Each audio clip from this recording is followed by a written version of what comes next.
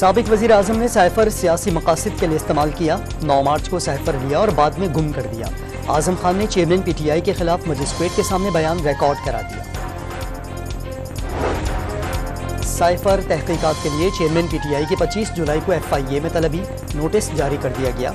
शाह महमूद कुरैशी और असद उमर भी 24 जुलाई को तलब, मुतल्लिका रिकॉर्ड और शवाहिद साथ लाने की हिदायत।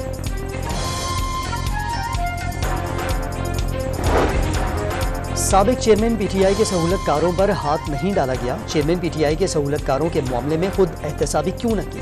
पीगी रहनुमा जावेद लतीफ़ का program live with Adil Shahzeb में सवाल।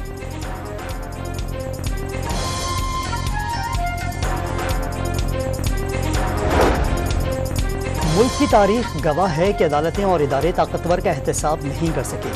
कड़ा एहतसाब हो तो कौम पर मुसल्लत जालिम जागीरदार और करप्ट सरमायादार जेलों में होंगे। अमीर जमात इस्लामी सिराजुल हक का आम इंतखाबात बर वक्त करने की जरूरत पर भी जोर। मर्दान के इलाके काटलंग में पुलिस और दहशतगर्दों के दरमियान मुकाबला। पुलिस को मतलूब एक दहशतगर्द हलाक, 2 साथी फरार हो गए।